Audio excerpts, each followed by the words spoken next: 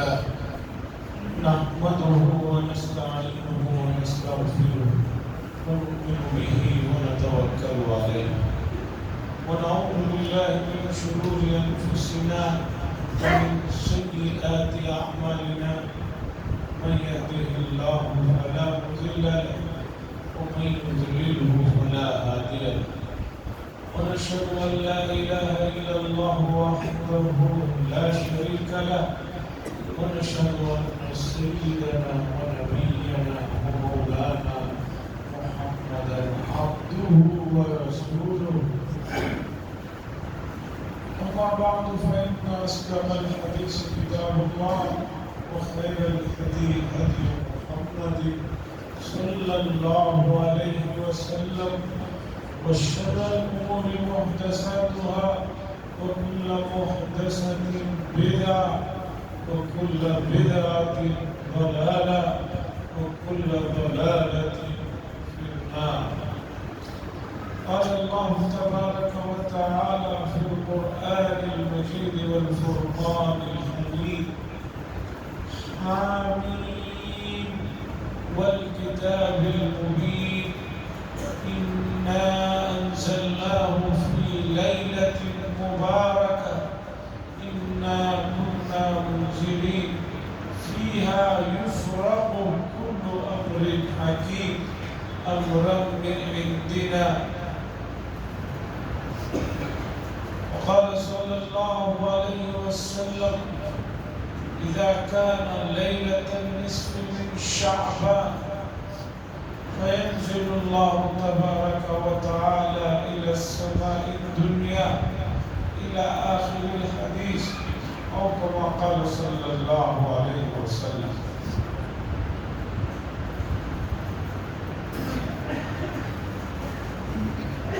عزیزان محترم، اللہ کے پیارے اور لاڈلے بندو،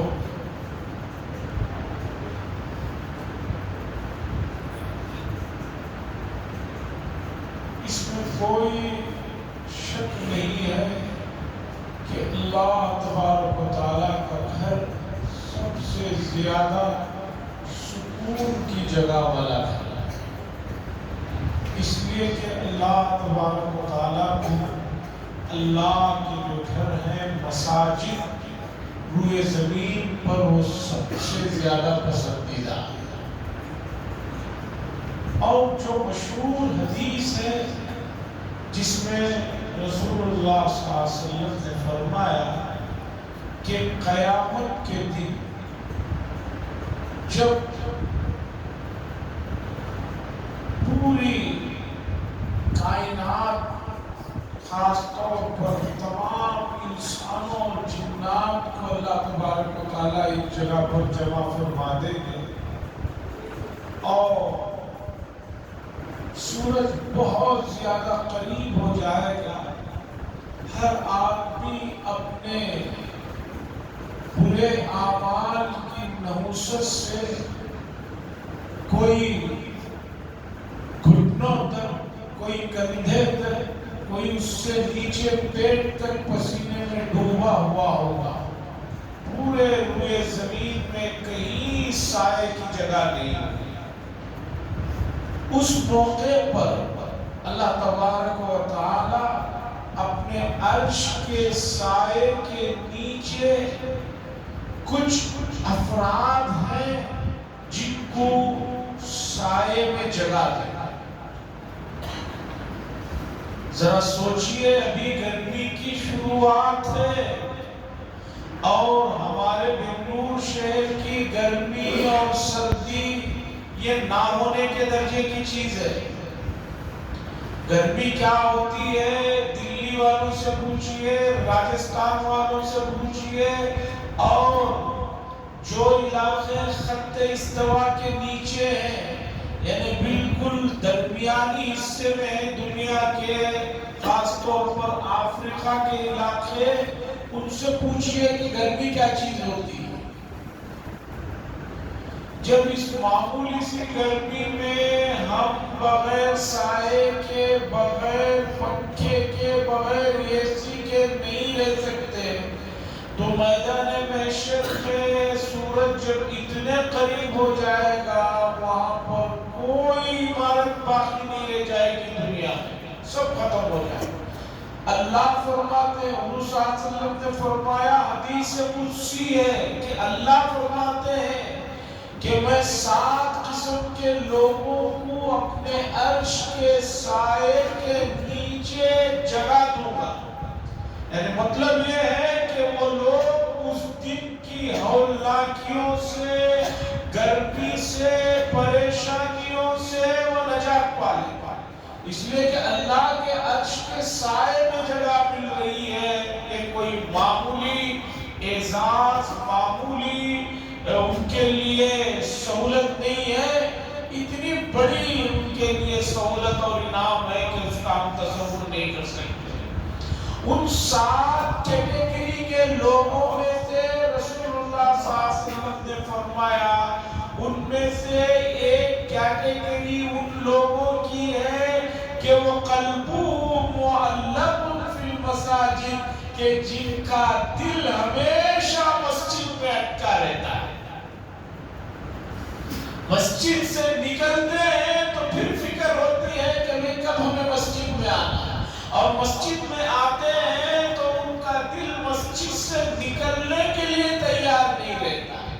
وہ قلبہ معلق فی المساجد، وہ افراد، وہ کیٹیگری جن کا دل مسجد میں لگتا ہے، اٹکتا ہے، جڑا رہتا ہے، عرش کے سائے میں ان کو جگہ ملے گی۔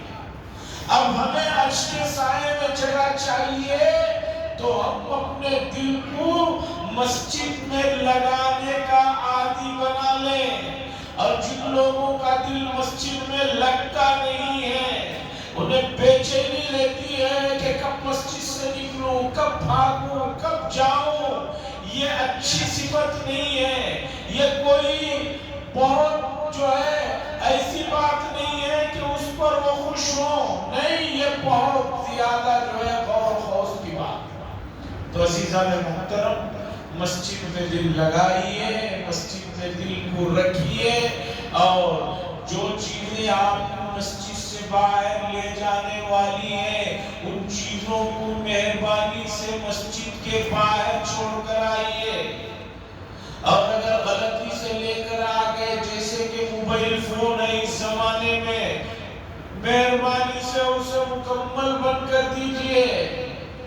اور آپ اور ہم کوئی اتنے بڑے اللہ کے سامنے نہیں ہیں کہ 20-25 منٹ، آدھا گھنٹہ فون بند کر دینے سے ہماری 2-4 جہازیں ڈوب جا رہی ہوں۔ اور موجودہ زمانے میں موبائل فون کا انکمنگ اور آؤٹ گوئنگ انلیمیٹڈ ہے۔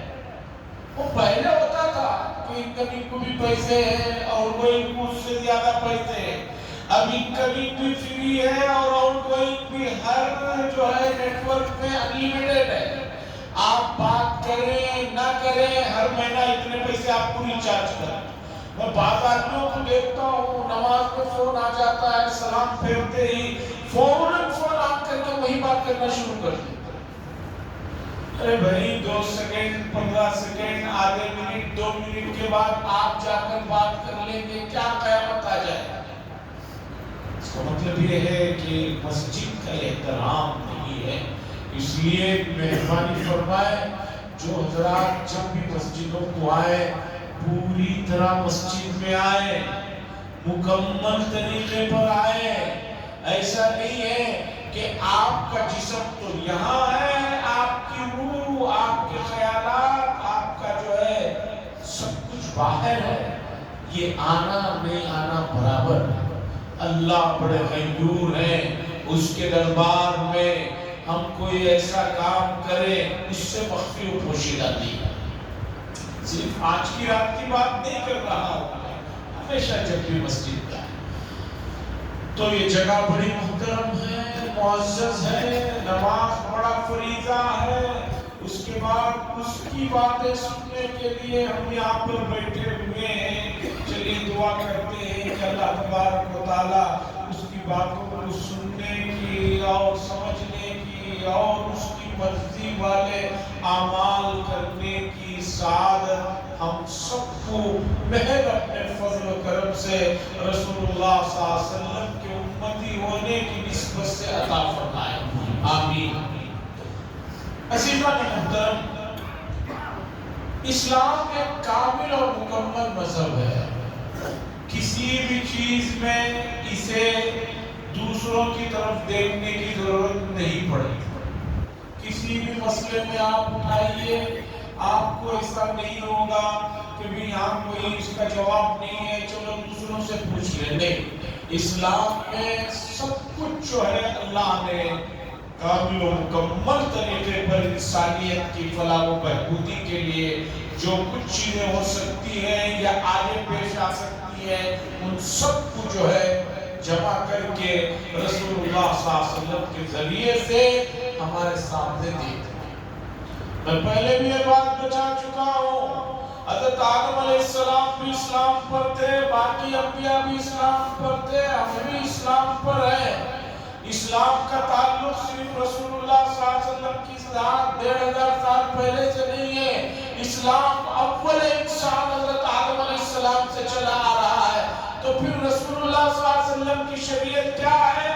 آپ آج کے الفاظ میں موجودہ اصطلاح میں سمجھنا چاہتے ہیں تو سمجھیے کہ اسلام، مذہب اسلام جو رسول اللہ صلی اللہ علیہ وسلم کے ذریعے سے ہمیں ملا ہے، یہ اللہ تبارک و تعالیٰ کی طرف سے نازل کردہ احکامات کا سب سے آخری اور بہترین ورشن ہے۔ اب اس کے بعد کوئی اور اس کے آگے ورشن نہیں آئے۔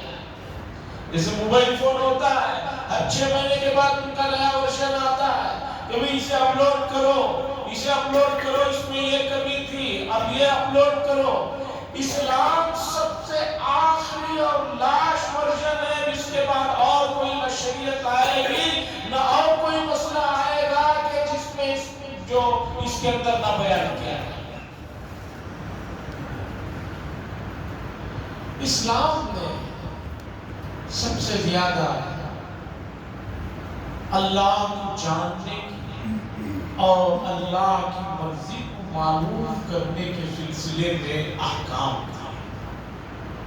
اسلام نے سب سے زیادہ کس بات پہ زور دیا کہ بھئی جس نے تمہیں پیدا کیا، جو تمہیں رزق دے رہا ہے، تمہیں سہولتیں دے رہا ہے، اس کے بارے میں جانو اور اس کی مرضی کیا ہے اسے جانو۔ پہلی قرآن کی آیت، پہلی سورت، پھر پہلی سورت کی پہلی آیت، پھر پہلی آیت کا پہلا لفظ ہے اقرأ، پڑھیے۔ بسم ربک الذی خلق، اس ذات کے نام سے پڑھیے جس نے تمہیں پیدا کیا۔ جس نے پیدا کیا ہے اس کا نام لیجئے اور پڑھیے۔ اور اللہ کی جو حقیقت جتنی انسان دنیا میں سمجھ سکتا ہے، اتنی حقیقتوں کو اللہ کے نبی صلی اللہ علیہ وسلم نے تفصیل کے ساتھ ہمارے سامنے سمجھایا۔ آج علم نہ ہونے کی وجہ سے دنیاوی علم، اس میں بھی امت مسلمہ پوری دنیا میں گزشتہ 700 سال پہلے سے جو زوال شروع ہوا، جو نیچے اترنا شروع ہوئی، ابھی تک جو ہے وہ نیچے ہی جا رہی ہے۔ 700 سال پہلے بغداد اور دوسری جگہوں پر پوری دنیا میں امت مسلمہ کی جو یونیورسٹیاں تھی، جامعات کے نام سے، مدارس کے نام سے، دنیا کے کونے کونوں سے جو لوگ علم حاصل کرنے آتے تھے، وہ جو زوال شروع ہوا ہے ابھی تک جاری ہے، ابھی تک وہاں اوپر تک امت نہیں آئی۔ یہ تو بھی دنیاوی تعلیم جس میں انسان کو کھانا پینا کمانا، جو کہ وہ بھی ضروری چیز ہے، اللہ نے اس کی بھی طرف توجہ دلائی، اس میں یہ آئی۔ اور دینی تعلیم کا عالم دیکھیے، دینی تعلیم کا عالم دیکھیے کہ ایک امتی کے لیے قرآن سے بڑھ کر کوئی کتاب نہیں ہے۔ اور امت کے آپ اگر سروے کریں گے 90% لوگ ایسے ملیں گے جو قرآن مجید کو دیکھ کر بھی پڑھنا جنہیں نہیں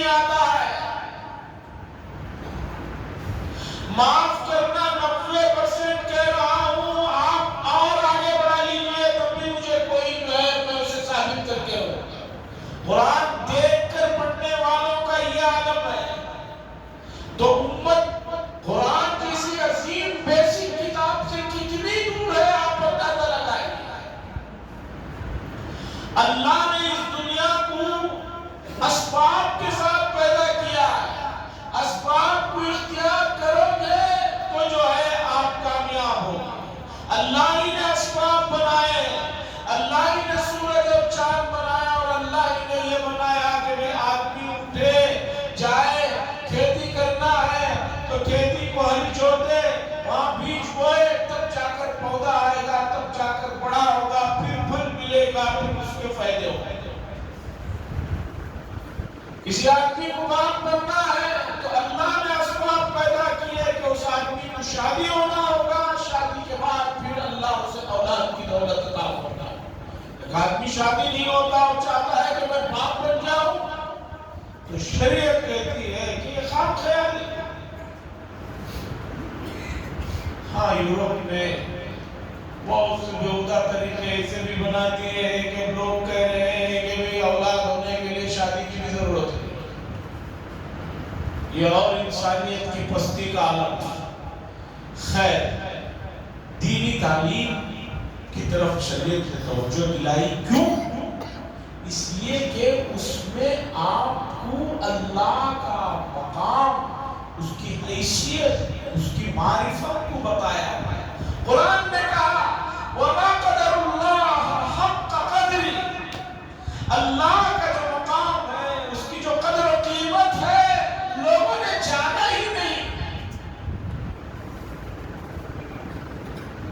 آج لوگ جو علم کے نام پر تھوڑا بہت جان رہے ہیں، اس میں بڑے خطرے ہیں۔ سوشل میڈیا کے ذریعے سے، دوسرے ذریعے سے جو شریعت کو لوگ جاننے کی بات کر رہے ہیں، اس میں جان رہے کم بلکہ جو ہے برباد زیادہ ہو رہے ہیں۔ سوشل میڈیا پر کوئی بھی کچھ بھی ڈال دیتا ہے اور وہ چیز پھیلتی رہتی ہے، اسے کوئی آدمی بیٹھ کر تحقیق کرنے کے لیے گوار نہیں۔ میں نے بات بتائی تھی پہلے بھی کہ مستقل دنیا میں اس وقت اسلام کے دشمنی کے ساتھ جن کے گہرے تعلقات ہیں، مستقل اسلام کو کمزور کرنے کے لیے اور امت کو اسلام کے رشتے سے علیحدہ کرنے کے لیے بڑی بڑی تنظیمیں، بڑی بڑی اکیڈمیاں بیٹھی ہوئی ہیں۔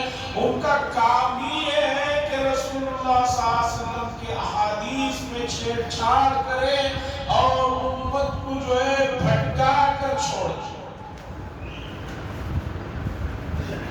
یوٹیوب پر جائیے، اتنے آپ کو ملیں گے جو یہ کہہ رہے ہیں کہ شفاعت کی کوئی حقیقت نہیں۔ جو لوگ کہہ رہے ہیں ان کا عالم یہ ہے کہ ان کو خود ڈائریکٹ قرآن و حدیث سے کوئی مسئلہ حل کرنا نہیں آتا، کسی کا ٹرانسلیٹ پڑھ کر، کسی کا ترجمہ پڑھ کر بول رہے ہیں۔ خود ڈائریکٹ انہوں نے قرآن کو سمجھنے کے لیے جو عربی زبان جاننا ضروری ہے وہ سیکھا ہی نہیں۔ 2000 میں دلی میں ایک بہت بڑی کانفرنس ہوئی جس میں قرآن مجید کے ترجمے سے متعلق جو ہے بہت سے اسکالرز آئے تھے۔ اس میں عرب کے بھی ایک بہت بڑے اسکالر آئے تھے۔ واپس آ کر انہوں نے اخبار میں بڑا عجیب ایک بیان دیا۔ انہوں نے کہا کہ بڑا عجیب معاملہ رہا، میں فلاں ملک میں، فلاں شہر میں قرآن کے ایک فقہی سیمینار میں گیا تھا، مجھے ایک آدمی سے ملایا گیا جو قرآن مجید کا جنہوں نے ترجمہ کیا۔ عرب کے اسکالر کو اس ملک کے ایک آدمی سے ملاقات کرائی گئی جنہوں نے قرآن مجید کا ترجمہ کیا۔ وہ عرب اسکالر لکھتے ہیں اخبار میں، 2000 میں سرخیوں میں رہا۔ انہوں نے اس آدمی سے جنہوں نے قرآن کا ترجمہ کیا عربی میں بات کی۔ تو آدمی کہنے لگا مجھے عربی نہیں آتی. تو اس قاری نے پوچھا ایک لفظ بھی نہیں آتی؟ کہا مجھے نہیں آتی. تو انہوں نے کہا یہ تو 8واں عجوبہ ہے، عربی کا ایک لفظ نہیں آتا اور پورا قرآن کا تم نے ترجمہ لکھ دیا. جس آدمی نے قرآن کا ترجمہ لکھا ہے وہ کہہ رہا ہے کہ مجھے عربی زبان نہیں آتی، بول چال نہیں آتی. پھر انہوں نے کہا کہ بھئی تم نے کہاں سے یہ ترجمہ لکھ دیا؟ کہا گوگل اور کروم کے سہارے سے لکھا. انہوں نے کہا کہ دنیا کا 8واں عجوبہ دیکھو، اب ایسے لوگ قرآن کا ترجمہ لکھ رہے ہیں، بول رہے ہیں جن کو عربی زبان کا لفظ نہیں آتا. تو یہ عالم ہے امت مسلمہ کا، ایسے لوگوں کی چیزوں کو پڑھتے ہیں، جانتے ہیں اور کودتے رہتے ہیں. اور گوگل اور کروم کا ترجمہ تو ناموں میں مجھے آئے دن دیکھنے کو ملتا ہے. سب سے زیادہ لوگ سرچ کرتے ہیں، نام لیتے ہیں، عجیب نام رہتا ہے. اور میں پوچھتا ہوں نام کہاں ملا؟ گوگل سے ملا. اس کا ترجمہ کیا ہے؟ ہر تیسرے لفظ کا ترجمہ جو ہے ناموں کا گوگل کرتا ہے گاڈ گفٹ. نام ہے عجیب ہے، کیا ترجمہ؟ God gift. تو عزیزان گرامی، آپ قرآن و حدیث کو سمجھنے کے لیے آپ کا قرآن و حدیث سے جڑے ہوئے علوم کا علم حاصل کرنا فرض ہے. اس میں کوتاہی میں آپ پکڑتے ہیں. شب برات کے سلسلے میں بات یہ جو یہ خبریں چل رہی ہیں کہ اس کی کوئی حقیقت نہیں ہے. مجھے بتائیے کہ اگر کوئی حقیقت نہیں ہے تو اتنی حدیثیں جو حدیث کی کتابوں میں ہیں وہ کہاں سے آ گئی؟ اور ابھی چند دن پہلے میں نے اس سلسلے میں ایک مختصر ہی لیکن تفصیل کے ساتھ یہ بات واضح کی. حدیث کا علم رکھنے والوں میں 2 بڑے آدمیوں کا نام میں نے بتایا. ایک ہے ابھی قریب میں انتقال ہوئے علامہ ناصر الدین البانی صاحب. یہ البانیہ رشیا کے جو ٹکڑے ہوئے اس کے قریب جو ظلم و ستم توڑے گئے انہی ملکوں میں سے اس کے پاس ایک ملک ہے. ناصر الدین البانی صاحب مدینہ منورہ میں رہے اور قریب میں ان کا انتقال ہوا. حدیث کے سلسلے میں وہ اتنے بڑے مانے جاتے ہیں کہ پوری دنیا کے خاص طور پر اہل حدیث حضرات اور سلفی حضرات کہتے ہیں کہ ناصر الدین صاحب جو بات بولتے ہیں حدیث کے معاملے میں وہ آخری حرف ہے.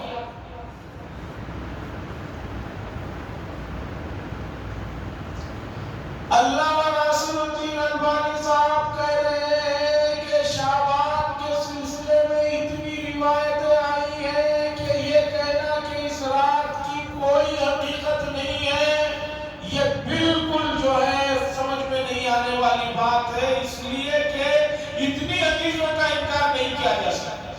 کہنے والے ایسے آدمی ہیں کہ آپ یہ کہہ کر مجھ سے نہیں نکل سکتے کہ نہیں بھی یہ فلاں جگہ کے نہیں. ناصر الدین البانی صاحب ہے، علامہ ناصر الدین البانی صاحب ہیں جنہوں نے حدیث کی صحت اور ذوق کے سلسلے میں اس وقت سب سے بڑا کام کر کے گئے ہیں جن کو سبھی حضرات مانتے ہیں. مجھ سے ایک صاحب مل کر کہنے لگے کہ یہ جو صلاۃ التسبیح کی نماز پڑھتے ہیں یہ حدیث سے ثابت نہیں ہے. میں نے کہا کہ یہ بات آپ کہہ رہے ہیں یا آپ کو کسی عالم نے بتایا؟ انہوں نے کہا مجھے ہمارے ایک عالم نے بتایا. میں نے کہا جا کر ان سے پوچھو کہ علامہ ناصر الدین البانی صاحب کیسے آدمی ہیں. وہ پوچھ کر بتایا. انہوں نے کہا کہ بھئی ہمارے استاد کہہ رہے ہیں علامہ ناصر الدین البانی صاحب حدیث کے سب سے بڑے عالم ہیں. میں نے کہا ان کی بات تو مان لیتے ہو نا؟ انہوں نے کہا کہ ہاں ان کی بات مان لیتا. میں نے کہا علامہ ناصر الدین البانی صاحب کہہ رہے ہیں صلاۃ التسبیح کی نماز حدیث سے ثابت ہے، اس کا انکار نہیں کیا جا سکتا. نمبر 2، قریب سے مراد 50-60 سال پہلے ایک عالم گزرے ہیں علامہ عبد الرحمن مبارک پوری صاحب، مبارک پور اعظم گڑھ کا ایک گاؤں ہے، وہاں کے رہنے والے ترمذی شریف کی انہوں نے شرح کی، اور اہل حدیث اور سلفی خاص طور پر ہمارے بر صغیر کے کہتے ہیں کہ یہ سب سے بڑے عالم تھے۔ علامہ عبد الرحمن صاحب مبارک پوری فرما رہے ہیں کہ شب برات کے سلسلے میں اتنی روایتیں ہیں، ان تمام روایتوں کا انکار نہیں کیا جا سکتا، اتنی بات تو ماننی پڑے گی کہ اس رات کا کچھ نہ کچھ مقام ہے۔ میرا بیان ویسے یوٹیوب میں بھی آ رہا ہے، یہاں بھی جو ہے ریکارڈ ہو رہا ہے، اور آپ حضرات بھی سن رہے ہیں۔ باقی جن حضرات کو ان چیزوں کی، جن کے میں نے 2 حضرات کے نام بتائے، میں ان لوگوں کے نام نہیں بتا رہا ہوں جن کے بارے میں کہہ دیا جائے گا کہ وہ شافعی ہیں، وہ حنفی ہیں، وہ حنبلی ہیں، وہ فلاں ہیں، نہیں، میں ایسے 2 بڑے آدموں کا نام بتایا ہوں کہ ان کا نام کو کوئی انکار نہیں کر سکتا۔ باقی حوالہ دیکھنا چاہتے ہیں تو کبھی بھی آئے دیکھ لیں، اور اگر عربی پڑھنے والے ہیں تو ضرور ان کو لے کر آئے، ان کی عبارت عربی میں جو ہے پڑھوا دیں۔ مقام ہے۔ ہاں، امت نے اس رات میں گزرے ہوئے زمانوں میں اتنی زیادہ خرافات بردی کہ لوگوں کو ان خرافات کی وجہ سے اس رات کا انکار کرنا ہے۔ وہ جو انکار کر رہے ہیں وہ بھی انتہا پر ہیں، اور گزرے ہوئے زمانوں میں آپ میں سے، ہم میں سے بہت سے لوگ ایسے ہیں جو 40-50 سال پہلے کی شب برات کو جو لوگ جانتے ہیں، 40-50 سال پہلے شب براتوں میں ہمارے علاقوں میں اتنے سارے خرافات اس میں بھر دیے تھے کہ ان کا رد کرنا ضروری تھا، بلکہ اس موقع پر لوگ جو ہے اس راتی کا جو انکار کر رہے تھے شاید اس کی وجہ 40-50 سال پہلے یہ عالم تھا کہ بھئی شب برات شروع ہونے سے پہلے ہی اس دن اور دوسرے دن صبح پٹاخے اڑ رہے ہیں، بڑے بڑے چراغ لائٹ آ گئے، پھر بھی چراغ جو ہے میٹھے تیل کے چراغ جلائے جا رہے ہیں، اور عجیب عجیب عقیدے ہیں کہ بھی آج کی رات روحیں آتی ہیں۔ بھائی کسی بھی روح کو جو ہے وہ کوئی ویزا نہیں ملتا کہ جب چاہے آئے گھوم پھر کر چلے جائیں۔ ایک بار روح نکال لی گئی، اب وہ یا تو جنت کی سیر و تفریح میں ہے، یا اللہ نہ کرے برے اعمال کی وجہ سے پھنسی ہوئی ہے، تو ایسی پھنسی ہوئی ہے سیکنڈوں کے لیے ان کو باہر جانے نہیں دیا جائے گا۔ یہ کیا پکنک پوائنٹ ہے کہ جب چاہے وہ چھٹی لیے ذرا گھوم پھر کر آ جاتے واپس آ گئے۔ 10 محرم میں لوگ کہتے ہیں کہ حسین رضی اللہ تعالیٰ عنہ کی روح آتی ہے، بھئی کہاں آتی ہے؟ ایسی گندی جگہوں میں، اور ایسے لوگوں کے پاس جن کے پاس ایک نارمل انسان کھڑا نہیں ہو سکتا، اتنے زیادہ گندگی میں اور نشے میں رہتے ہیں، ان کے پاس حسین رضی اللہ تعالیٰ عنہ کی روح آتی ہے۔ تو جن لوگوں نے اس میں یہ سب چیزیں ملا لی، انہوں نے بھی بہت غلط۔ اب اس رات کے سلسلے میں معتدل بات جو حدیثوں سے ثابت ہے وہ اتنی ہے۔ ابن عمر رضی اللہ تعالیٰ عنہ، حضرت عمر بن خطاب رضی اللہ تعالیٰ عنہ کے بیٹے ہیں، بہت زیادہ رسول اللہ صلی اللہ علیہ وسلم کی اتباع کرنے والے، کتنی اتباع کرتے تھے ان کے اس واقعے سے اندازہ لگائیں۔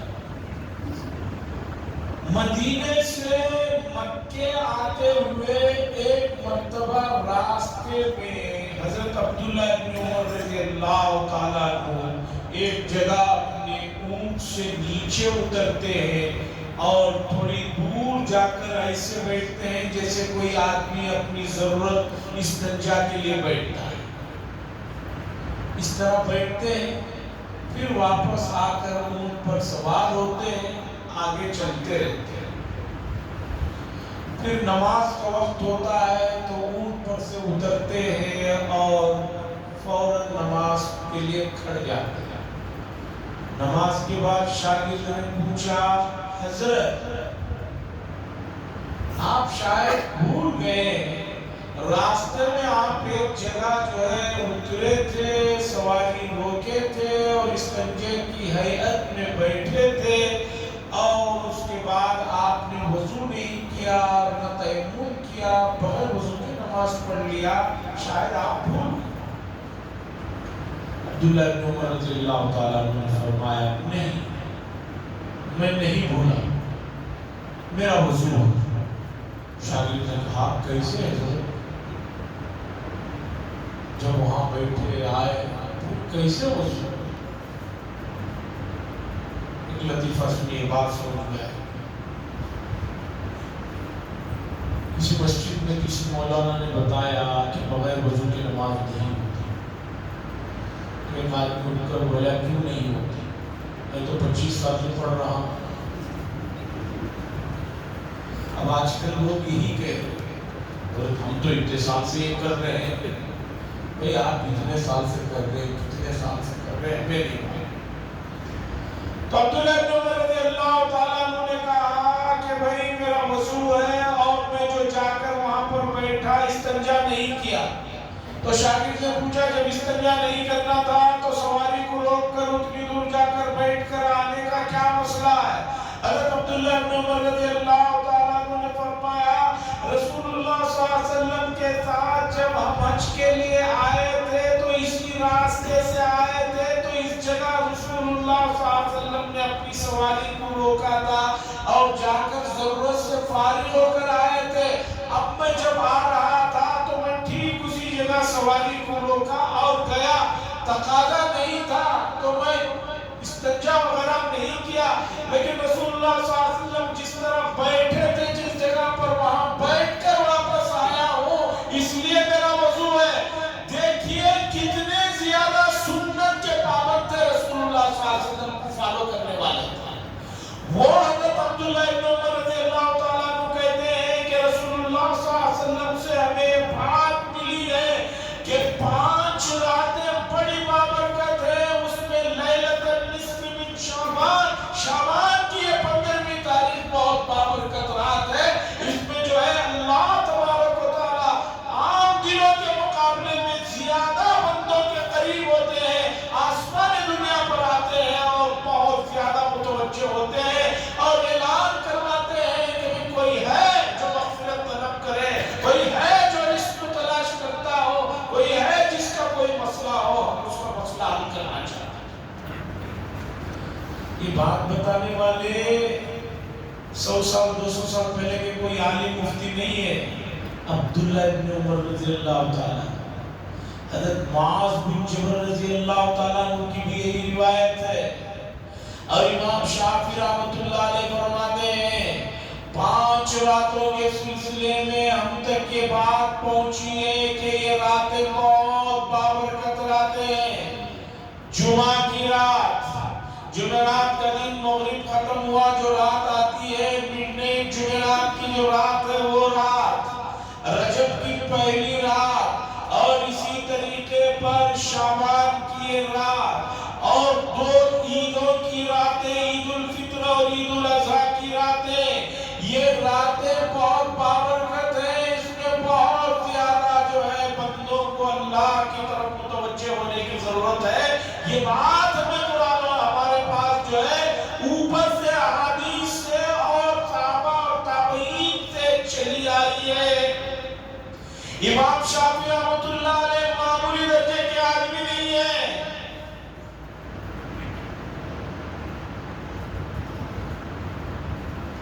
اس کے علاوہ موقع ہوتا تو میں اور ایسے لوگوں کی بات نقل کرتا جن کے مقام و مرتبے کو کوئی آدمی انکار نہیں کر سکتا۔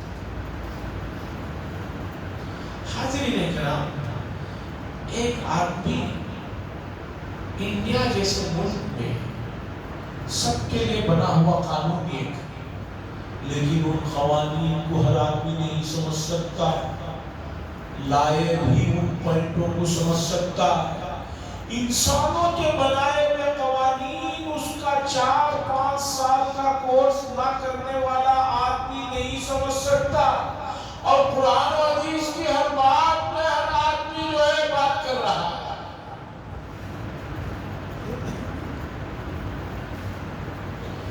امت مسلمہ یہ بہانے جو تلاش کر رہی ہے عبادات سے بچنے کی، یہ صحیح اس رات کا مقام ہے۔ اور دوسرا، اس رات میں خصوصی طور پر اللہ کی طرف متوجہ ہونے کے لیے ہمیں جو ہے احکامات ملی۔ ہاں، جو خرافات ہو رہے ہیں وہ منع۔ شریعت نے ہمیشہ یہ کہا کہ عبادات میں جہاں تک ہو سکے انفرادی عبادت کرو، اکیلے نوافل وغیرہ اکیلے میں کام کرو۔ کیوں؟ اس میں ریا کا کوئی خوف نہیں ہے، دکھلاوے کا کوئی خوف نہیں ہے۔ ہاں، ہماری طرح ماحول اگر ایسا ہو گیا ہے کہ گھر جاتے ہی آدمی ٹی وی میں لگ جاتا ہے، موبائل میں لگ جاتا ہے، بیوی بچوں میں لگ جاتا ہے، دوسری چیزوں میں لگ جاتا ہے، وہ اگر مسجد میں عبادت کرنا چاہتا ہے کوئی مسئلہ نہیں۔ اور جس آدمی کے لیے اس کے گھر میں ایسا ماحول ہے کہ وہاں بھی نمازیں چل رہی ہیں، وہاں بھی بچے پڑھ رہے ہیں، یہ بھی جاتا ہے، اس میں لگتا ہے، یا ان کے جانے سے ان میں اور اضافہ ہوتا ہے، یہ بہت پسندیدہ ہے۔ اسی طرح اس رات میں خصوصی طور پر گزرے ہوئے لوگوں کی دعائیں مغفرت کا حکم ہے، اور اس سلسلے میں رسول اللہ صلی اللہ علیہ وسلم کا بقیع الخلقت مدینہ منورہ میں قبرستان میں جانا ثابت ہے۔ جو کام جس حد تک رسول اللہ صلی اللہ علیہ وسلم نے کیا اسی حد تک آپ کریں گے، شریعت مانی جائے گی۔ اس سے آپ آگے بڑھے یا کم کیے تو سمجھے کہ شریعت نہیں مانی جائے گی۔ مثال کے طور پر رسول اللہ صلی اللہ علیہ وسلم نے وضو فرمایا اور یہ فرمایا کہ تین مرتبہ ہاتھوں کا دھونا، 3 مرتبہ کلی کرنا، 3 مرتبہ ناک میں پانی ڈالنا، 3 مرتبہ چہرہ دھونا، یہ طریقہ میرا اور میرے سے پہلے گزرے ہوئے انبیاء کا طریقہ ہے۔ اب کوئی ایک آدمی وضو کرتا ہے تو کہتا ہے کہ میں 3 مرتبہ کیوں، میں 4 مرتبہ کروں گا، 5 کروں گا، 6 کروں گا۔ جیسے کہ گرمیوں میں لوگ بیٹھتے ہیں تو کلیوں پہ کلیاں کرتے ہیں، اور رمضان آ رہا ہے تو رمضان میں بعض لوگ غرغرے بھی کرتے رہتے ہیں، 5-7 جو ہے روزے کی عادت۔ خلاف سنت وضو ہے، خلاف سنت وضو ہوگا جو عبادت ہے، ثواب ختم۔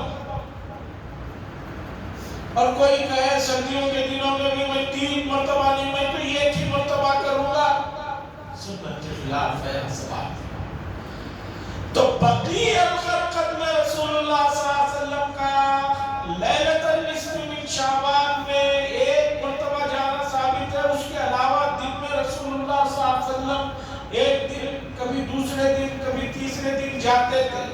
تو خاص اس رات میں رسول اللہ صلی اللہ علیہ وسلم کا جانا 1 مرتبہ ثابت ہے۔ تو محدثین نے لکھا ہے کوئی آدمی بغیر کسی پوری ٹیم کو جمائے ہوئے اکیلے قبرستان میں سنت کی نیت سے اسی طرح جیسے حضور گئے تھے چلا جاتا ہے تو قابل قبول ہے۔ اس کے علاوہ گاؤں دیہاتوں میں آپ نے دیکھا ہوگا پوری لاریاں بھر کر جاتے ہیں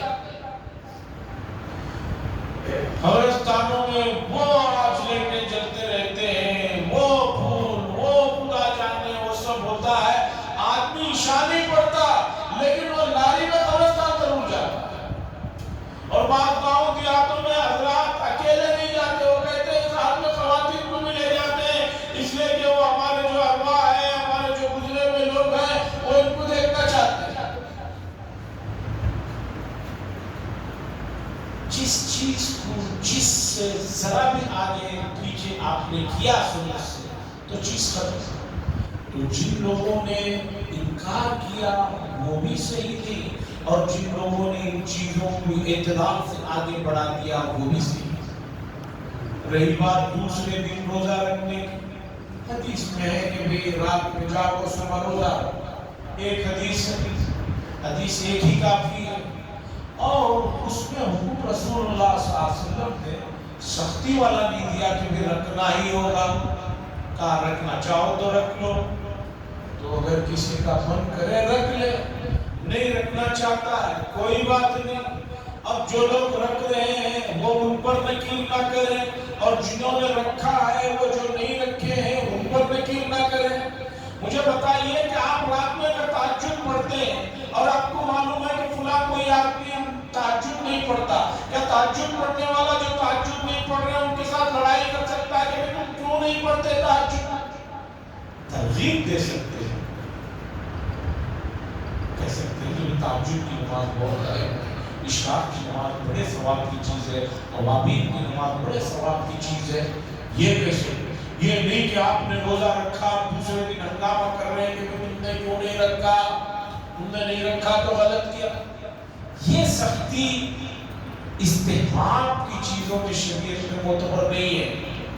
کریے ثواب ملے گا، نہیں کریے کوئی بات نہیں، لیکن فرائض میں غفلت، فرائض میں کوتاہی یہ نہیں قابل ہے۔ حضرات میں سمجھتا ہوں کہ اس موضوع پر اتنی بات جو ہو گئی ہے کافی ہے۔ اب اس رات میں جو ہم لوگ جڑے ہوئے ہیں تو میں کچھ اور چیزوں کی طرف آپ کی توجہ دلانا چاہتا ہوں۔ وہ یہ ہے کہ امت مسلمہ جس دور سے گزر رہی ہے، اس دور میں امت کی سوائے سستی، غفلت، ان کی آرام طلبی، اس کے علاوہ اور کوئی بات نہیں جو توجیہ کر سکتا۔ امت بہت سست ہو گئی ہے اور حرکت بالکل بند ہو گئی ہے۔ ایسے کام نہیں چلے گا، آپ کو متحرک ہونا ہوگا۔ یہ زمانہ بہت تیزی سے گزر رہا ہے، سال مہینے کی طرح مہینہ، ہفتے کی طرح ہفتہ، دن کی طرح اور دن گھنٹے کی طرح گزر رہا ہے۔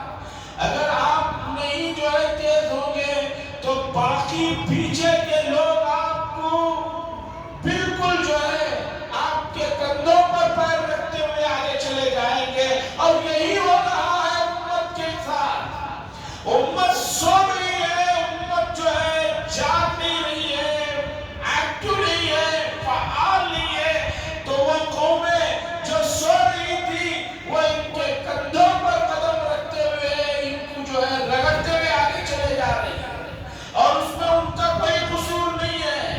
آپ نے دیکھا ہوگا جب حادثات ہوتے ہیں، جب سب لوگ بھاگ رہے ہوتے ہیں، تو جو آدمی نہیں بھاگتا ہے نیچے گر جاتا ہے، تو پھر وہ جو ہے لوگوں کے پیروں میں دب جاتا ہے، کچلا جاتا ہے، ختم ہو جاتا ہے۔ یہ دنیا کا دستور ہے، اسی رفتار میں چلتی ہے دنیا۔ تو اس لیے ہماری آپ سے گزارش ہے کہ یہ جو سستی ہے، خاص طور پر امت کا نوجوان طبقہ فضولیات میں جو لگا ہوا ہے، غیر ضروری چیزوں میں جو لگا ہوا ہے، غلط ہے۔ آپ کو آگے بڑھنا ہے اور بہت آگے بڑھنا ہے، اور آگے بڑھنے کے لیے خواب دیکھنے سے کام نہیں ہوتا، اس کے مطابق آپ کو محنت کرنا ہوگا، عمل کرنا ہوگا، کوشش کرنا ہوگا، راتوں کو جاگنا ہوگا، اپنے خواہشات کو دبانا ہوگا، تب جا کر آپ کامیاب بن سکیں گے۔ آپ کی کامیابی سے آپ کا صرف گھر نہیں، آپ کا محلہ نہیں، شہر نہیں، پوری امت کو جو ہے آپ کی ترقی سے جو ہے فخر ہوگا۔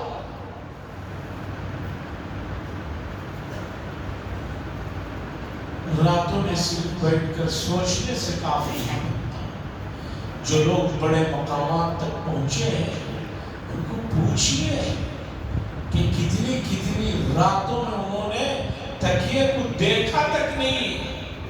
ایسے اور IPS یا اس طرح کے جو بڑے امتحانات ہیں، ان امتحانوں میں کامیاب ہونے والوں سے پوچھئے کہ ان لوگوں نے اس مقام تک پہنچنے کے لیے کتنی قربانیاں دی ہیں، اپنے آپ پر کتنا انہوں نے ظلم کر لیجئے ظلم کیا ہے۔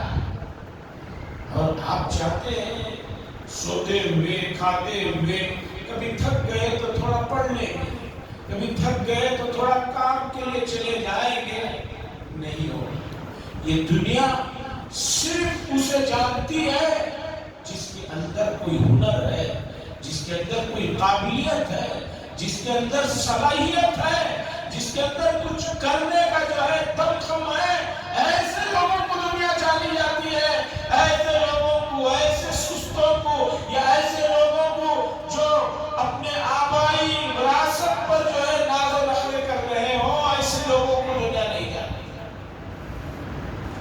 عزیزان گرامی، ہمیں اللہ نے خاص مقصد کے لیے دنیا میں بھیجا، اور وہ یہ ہے کہ اسے راضی کرے۔ اس کی رضا میں یہ بھی ہے کہ اس کی مخلوق کو فائدہ پہنچانے والے کام سیکھے اور اس کی مخلوق کو فائدہ پہنچائے۔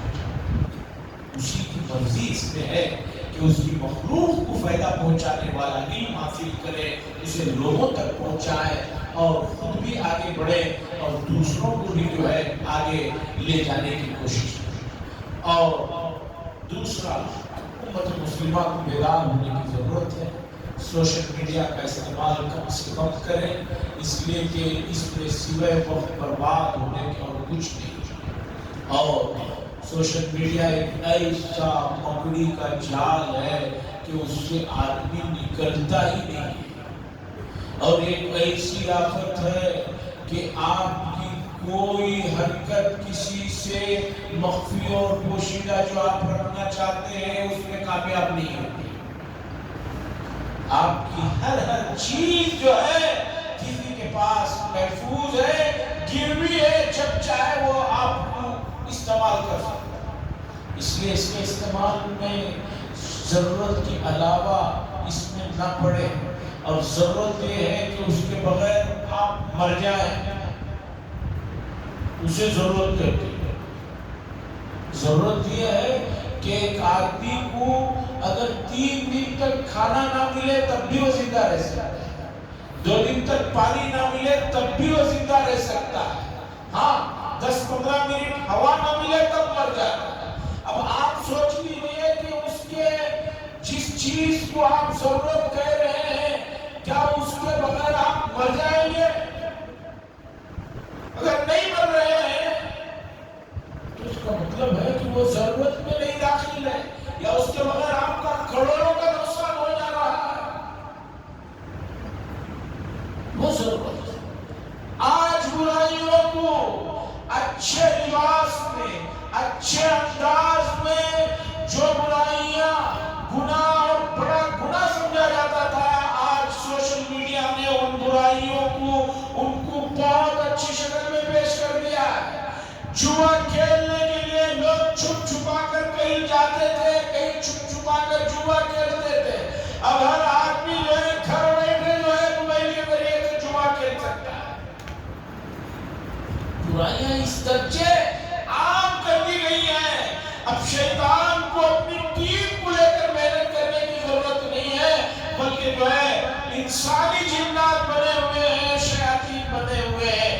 اس لیے اللہ کو یہ بات سب سے زیادہ ناپسند ہے کہ اللہ کی مرضی کے بغیر کوئی کام کیا جائے جسے گناہ کہتے ہیں۔ آپ اپنے آپ کو گناہوں سے بچا لیجئے، یہ بہت بڑی نعمت ہے، اور اس نعمت کے لیے آپ کو کچھ محنت کرنا ہے اور اللہ سے مانگنا ہے، اور اسی مانگنے کے لیے اس طرح کی مبارک راتیں ہیں، اس میں ارادے کریں، ہمتیں کریں، اللہ کے سامنے اپنی عاجزی، بے بسی، اپنی کمزوری کو رکھیں۔ اللہ نفس بڑا دھوکے باز ہے، شیطان بڑا مکار ہے، ماحول، معاشرہ، کلچر میں بگاڑنے کی پوری سیاریاں کر رکھا ہے۔ ایک آدمی صابن جو حمام میں استعمال کرتا ہے، اس میں بھی گناہ کی دعوت ہے کہ اس صابن کے پیپر پہ جو ہے غیر محرم کی تصویریں۔ تو اللہ سے مانگیے، اللہ راستے آسان کر دیتے ہیں انشاءاللہ۔ یہ مسئلہ اتنا بڑا ہے کہ اسے 1-2 بیٹھک میں نہیں سمجھا جا سکتا۔ گزارش ہے کہ قرآن و حدیث کے قریب ہو جائے، اللہ کے گھر کے قریب ہو جائے، اور جو ہے اپنی اس دنیا میں آنے کے مقصد کو سمجھے۔ خصوصاً گزشتہ 2-3 سالوں میں جو انتخاب ہو رہے ہیں، جو حالات کے کیس آ رہے ہیں، آدمی کو کچھ وصیت کرنے کی، کچھ نیک کام کرنے کا موقع ہی نہیں ہے۔ اس لیے زندگی کا کوئی بھروسہ نہیں۔ آج کی رات اللہ سے مانگیے اور دلوں کو پاک صاف کیجئے، دلوں کو پاک صاف کیجئے۔ تکبر، کینہ، حسد، بڑائی، یہ سب انسان کے لیے زیبا دینے والی چیزیں نہیں ہیں۔ اس لیے کہ ان چیزوں کے ساتھ ایک رات نہیں، آپ آنے والی 100 راتیں بھی ہم بیٹھ کر مانگتے رہے۔ اللہ نے فرمایا ایسے آدمی کی ہم دعا نہیں۔ تھوڑا سا دل وسیع کیجئے، مشاہدہ کیجئے، ایک دوسرے کو معاف کیجئے اور جو ہے اللہ کے یہاں اپنی عاجزی کو رکھیے، کام بنے گا۔ اللہ سے دعا فرما اللہ تبارک و تعالیٰ سنی باتیں اور اس کے تقاضوں پر عمل کرنے کی توفیق نصیب فرمائے۔ وآخر دعوانا الحمدللہ رب العالمین۔